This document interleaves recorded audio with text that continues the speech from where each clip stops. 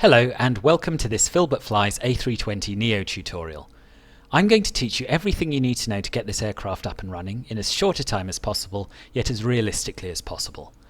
This means we'll be following standard operating procedures as far as the sim allows, but I'm not going to go into detail about the aircraft's systems, bugs that are present, or how things differ from the real aircraft. We'll be starting cold and dark at a gate, and the tutorial will guide you through the setup process right through until we're ready to push back. I'll be using the fly-by-wire A320 NEO mod, which I really recommend you get if you haven't already. There's a link to download it in the description. You can follow along with this tutorial without the mod, but you'll find a lot of the things you'll see me do either work differently or don't work at all in the default aircraft. Before we start, I highly recommend you set up some custom camera views to give you quick access to the different instrument panels in the cockpit. This will make your life much easier when you're setting up the aircraft and when you're flying it later on. There's a link to a short video showing you how to do this down below. Before we begin setting up the aircraft, it's quite useful to have some idea of where we intend to fly. So for the purposes of this tutorial, I have planned a quick flight from London Heathrow to Amsterdam Schiphol using the default world map flight planner. We are of course going to be flying the A320 NEO. I've left the weight and balance settings to their default values. We're going to be using IFR, High Altitude Airways. And we're going to be leaving Heathrow from gate 512 via the Brookmans Park 7 Foxtrot departure off runway 27 right. Our arrival into Schiphol will be via the Redfer 1 Alpha arrival and the ILS 27 approach. We're going to be flying at an altitude of 29,000 feet, and I've used the few clouds preset for the flight conditions. Okay, let's get started. So here we are at Heathrow's gate 512. You'll notice all of the screens and lights are off, and that of course is because there's no power to the aircraft. Let's look at the overhead panel and sort it out. The first thing we need to do is turn on the battery master 1 and 2 switches. Then, because the batteries won't last very long on their own, we need a secondary power source. This can either be external power or the APU, the auxiliary power unit. Because we have external power available, we'll turn that on now and we'll talk about the APU a bit later on. The next thing we want to do is turn on the nav and logo lights. These should be on whenever the aircraft is powered up. We can also turn on the seatbelt sign, assuming that refueling is complete, and set the no smoking sign to auto. Next we'll start aligning the ADIRs or ADIRSs, which help the aircraft with navigation. All we need to do is turn these 3 switches to nav. The last thing we need to do while we're up here is extinguish all of the white lights on the overhead panel. This means turning on the fuel pumps, turning on the crew oxygen supply, and arming the emergency exit light.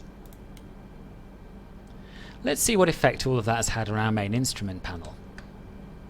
You'll notice that our displays have come to life, and that the upper ECAM display is showing, amongst other things, IR in a line greater than 7 minutes.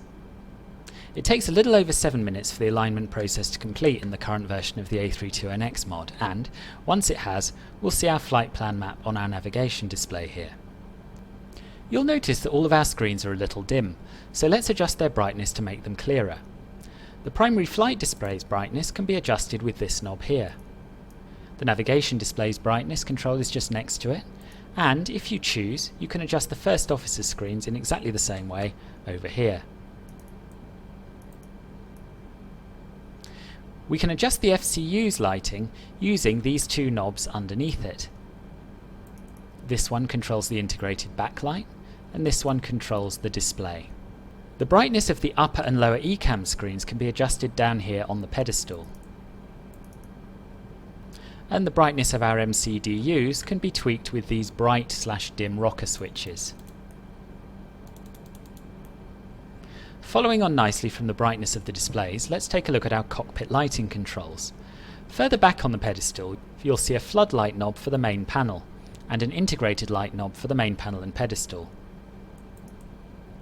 The floodlight knob controls these lights here, and the integrated light for the main panel and pedestal adjusts the backlighting in the same way we saw on the FCU earlier. Moving back up to the overhead panel, you'll see it has a similar integrated lighting control. We also have the switch for the dome light. It has a bright setting and a dim setting. If we turn it on, you'll see the whole cockpit is lit up by these two strip lights up here. It's standard procedure in Airbus aircraft to leave the dome lights set to dim for takeoff, so we'll leave it in that position for now. You can start the APU, the auxiliary power unit, at any point before pushback. Its role is to provide power and bleed air to the aircraft. Bleed air is used for the cabin air conditioning and also to start the engines. It's very simple to start. All we need to do is push the master switch, turn that on, wait 3 seconds, and then press the start button. If we come down to our main instrument panel, you'll notice that the lower ECAM has automatically switched over to the APU page.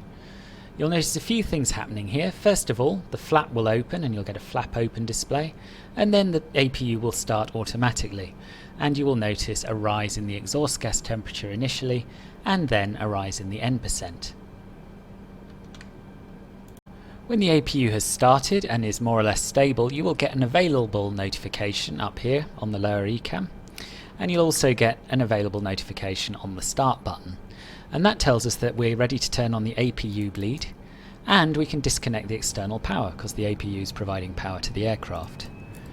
We can also at this point, should we choose to, adjust the temperature settings for the cockpit, forward cabin and aft cabin air conditioning. Coming back down to the main panel, you will notice that our IRS alignment is complete. You can tell this because, as I said earlier, you've got our flight plan displayed on the nav display. If we come down to the MCDU, you'll also see this GPS primary notification. Now we're ready to start setting up the MCDU now. I'm not going to go through every page in detail here, but I am going to take you through everything you need to fill in to get the aircraft ready for flight, in the order that it's typically done in the real world. So we can clear this notification by pressing the clear key here before we start. The first thing we want to look at is the init A page. There are two init pages, A and B, and you can switch between them using these arrow keys here. As you can see, our from and to airports have been pre-populated from the flight plan, and we just have a few fields to fill in. Company route isn't implemented. You can, if you like, fill in an alternate here. Let's say Brussels, EBBR. And if you want, you can fill in a flight number. Let's say FLB 111. Cost index is essentially a measure of fuel efficiency. The higher the number you put in there, the faster the aircraft will fly, but the more fuel it will burn. A typical value is 20. And down here we can put in our cruise flight level, which is going to be flight level 290. And the temperature is automatically filled in for you. Next we move on to our flight plan page. You'll see our routing displayed as per our flight plan from earlier. If you hadn't planned a flight using the world map or imported one from SimBrief or another flight planner, this is where you would enter your waypoints one by one. It's rare for the whole flight plan to be entered into the MCDU manually these days though, which is why I tend to import a flight plan before I start. It's just slightly closer to real world operations. Let's say, however, that we want to change our departure. Perhaps the wind has changed and we want to take off from a different runway, or ATC have assigned us a different SID. All we need to do is click the line select key next to our current departure, EJLL 27 right, click on departure and choose a different one. Now I'm going to keep this the same because we're pretty much set up, but I'll show you the process. So we go to 27 right first of all, and then we can scroll up and down our list of SIDs as standard instrument departures. So we're going to keep Brookman's Park 7F, comes up here, and if it was a SID that had transitions, you would also be able to choose one of those from this screen. Next we click Insert, and if we'd made any changes you would see them reflected up here. You can set up for your arrival in the same way. If we go to the line select key next to our destination and then click on Arrival, then you will notice that the Redfar 1 Alpha star that we chose during the flight planning stage has been pre-populated, but we don't yet have a runway. So let's choose ILS 27. It's automatically chosen a via point for us and there are no transitions. But we can reconfirm or change our star at this point. So if we scroll down, there it is, Redfar 1 Alpha, and we can change the via point should we wish to. Let's leave it at RTIP for now. Again we go to Insert, and that's that done. You can see runway 27 down here. To the right of each waypoint you can see our speed and altitude constraints. Now these aren't fully implemented in the A320 mod at the moment, but they're getting there, so I'm going to show you how it all works in the hope that future updates will make it fully functional. If we take this one for example, you'll see that our altitude constraint is plus 4,000. That means we need to be at 4,000 feet or above. The opposite of that would be minus 4,000, which means we need to be at or below 4,000 feet. And if there was no plus or minus, then that's an absolute constraint and we need to be at that altitude at that point. Now we can't yet get a plus sign, we can only get a series of minuses. You should be able to click this button multiple times to change between plus and minus, but it's not working yet. But let's just say, for example, that we wanted to change this altitude constraint to 5,000 feet. Type 5,000, click it, and it's decided to allow us to set the constraint to 5,000 feet or above, so it's kept the plus in place. If we scroll down towards our star, we may or may not have altitude constraints there. Yes, we do. So here we have to be at or above 3,000 feet. Click on the line select key next to it, and it doesn't work. Now I don't fully understand why it sometimes works and sometimes doesn't, but you can play with this at your leisure and have a fiddle, and hopefully eventually we'll be able to set all these ourselves. So that's our flight plan page more or less done with. You can of course change any of these settings at any point during the flight, so you may want to update your approach details when you're cleared for an approach by ATC. You may want to change your constraints for the arrival if you notice they're wrong en route. Before we leave the flight plan page, it's good practice to have a look through our flight plan and compare it with what we planned earlier. So if we get the nav display and the MCDU in the same screen and change to plan mode, we'll be able to step through each waypoint and have a look if it all makes sense. So you just use the up and down arrows to move through your flight plan, and you would have a look at this and compare it with your charts and with your flight plan map if you have one. We'll change back to arc mode so we don't forget later, and we'll move on to init B. So here we need to input our zero fuel weight and our zero fuel weight centre of gravity.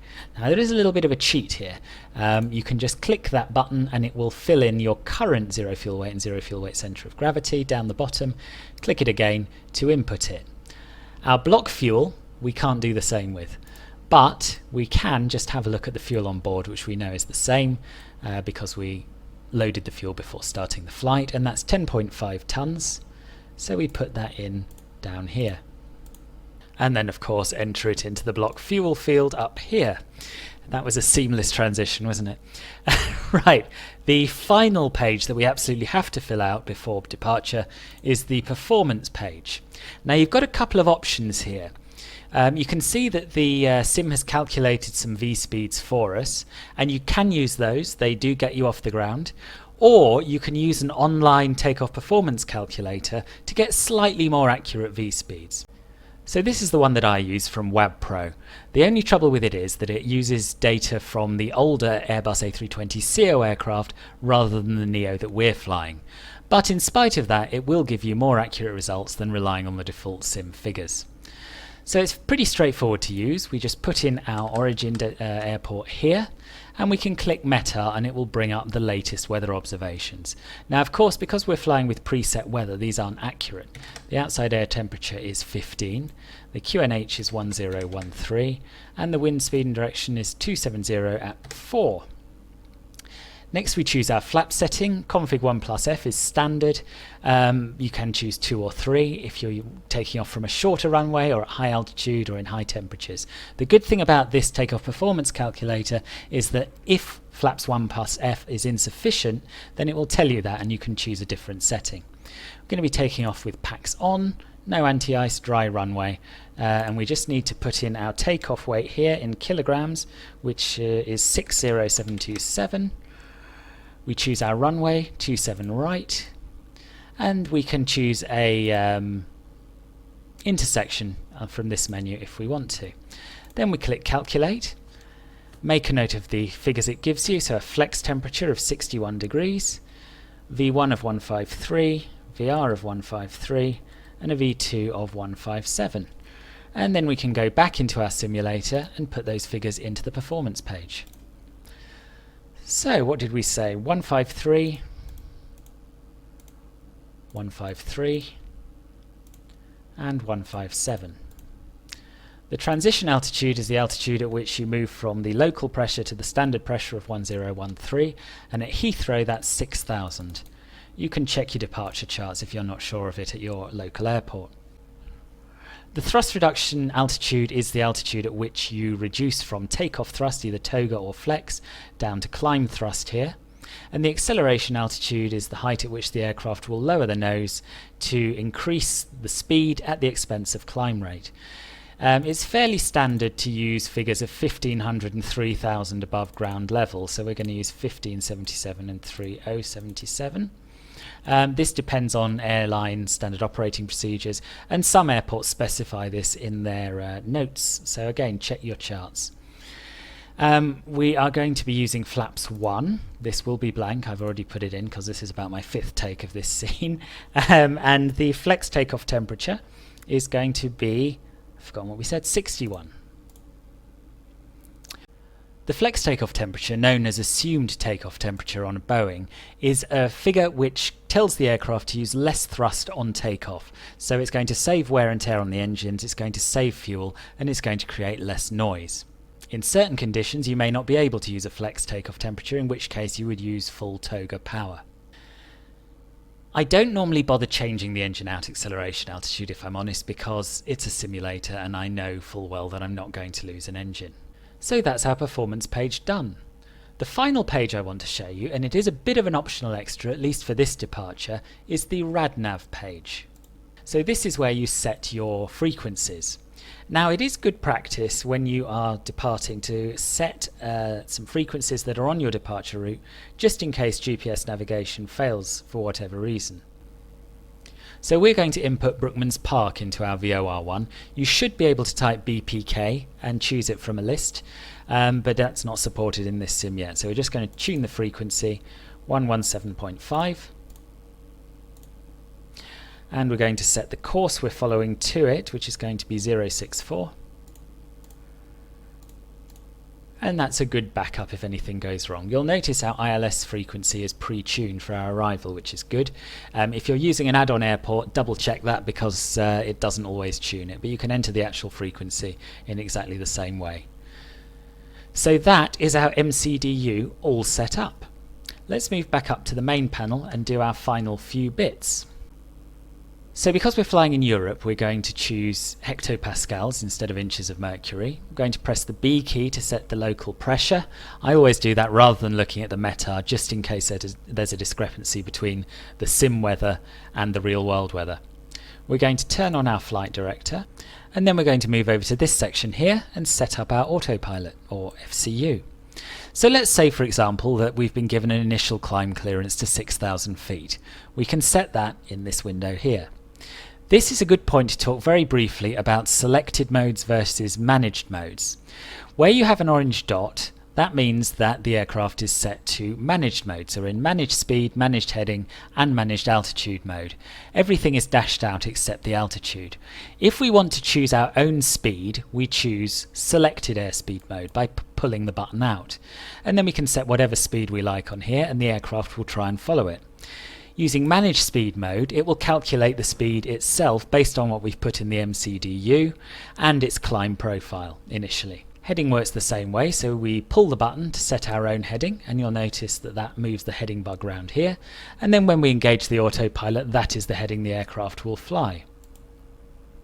The reason the altitude displays a figure rather than dashes is because it gives you a little bit more control. So even in managed mode, if we have an altitude of 6,000 feet set in this window, but say in our departure procedure our altitude constraint is 8,000, the aircraft still won't climb above 6,000 feet. Whereas if we were in selected altitude mode, then it would ignore the altitude constraints and continue climbing. Don't worry if that didn't make perfect sense to you. The concept of managed versus selected modes in Airbus aircraft is a complex subject, and there are some links down below to further resources to help you get your head around it. All you need to know for now is that our cockpit preparation is done and we're very nearly ready to push back from the gate. So we can start running our before start checklist. I've put a link down below to a free to download checklist for the Airbus A320, as well as a link to FS2 Crew's Flight Crew A320 program, which I highly recommend. It gives you a first officer who helps you with your flying and also runs through checklists with you. That's what I normally use. But today we're going to use my printed copy of the PDF checklist, and we're going to run the before start checklist down to the line. So the before start checklist is split into two. There's the section above the line, which can be completed at any time once cockpit preparation is completed, as it is now, and there's a section below the line which should be completed once the doors are closed and you're actually ready to push back from the gate. So before start checklist down to the line then. Cockpit prep complete, gear pins and covers removed, signs on and auto, ADIRS, nav, fuel quantity 10.5 tons, and if we go to the fuel page down here we can check that the fuel is balanced, and it is. So 10.5 tons and the fuel is balanced. Takeoff data set, that's what we did down here, and the baro reference is set to 1013. We can press the B key again to check that that hasn't changed, and it hasn't. So that's the before start checklist down to the line. Now let's assume we've got clearance from ATC to push back. We can continue the checklist below the line. So windows and doors. If we close the fuel page, it should revert automatically to the door and oxygen page, and we can see that all the doors are closed. If they weren't, they would turn orange and you would have an alert up here. So the windows and doors closed. Beacon, so we go up here and turn the beacon light on. That should be on at any point when the aircraft is moving or when it's getting ready to push back and start its engines. Mobile phone off, thrust levers idle. Double check that your joystick throttle control or your throttle quadrant is also at idle at this point. And parking brake set. That's the before start checklist complete. Now I've got some good news and some bad news. The good news is you're fully ready, fully set up to push back from the gate, but the bad news is that this marks the end of this tutorial, I'm afraid. Now I hope you found this useful. It should have given you all the knowledge you need to set up your A320 in Microsoft Flight Simulator. If you want to know more, do have a look at the resources I've linked to in the video description. They've helped me to improve my knowledge of the A320 no end over the years across multiple sims. I'd love to hear your feedback on this tutorial, so do let me know how you found it in the comments down below, and click the thumbs up button if you found it useful. If you have any questions, ask away and I'll do my very best to answer them. As well as how-to videos and tutorials like this one, I use my YouTube channel to review add-ons and to live stream real-world airline flights in the A320. So have a look around while you're here, and it would be great to see you on one of my streams if that's your sort of thing. It'll give you the opportunity to see how far I practice what I preach, or not, as the case may be. So if any of this tickles your fancy, do please click the subscribe button. Thanks ever so much for watching, and I hope to see you again soon on Phil But Flies. Take care. Bye bye.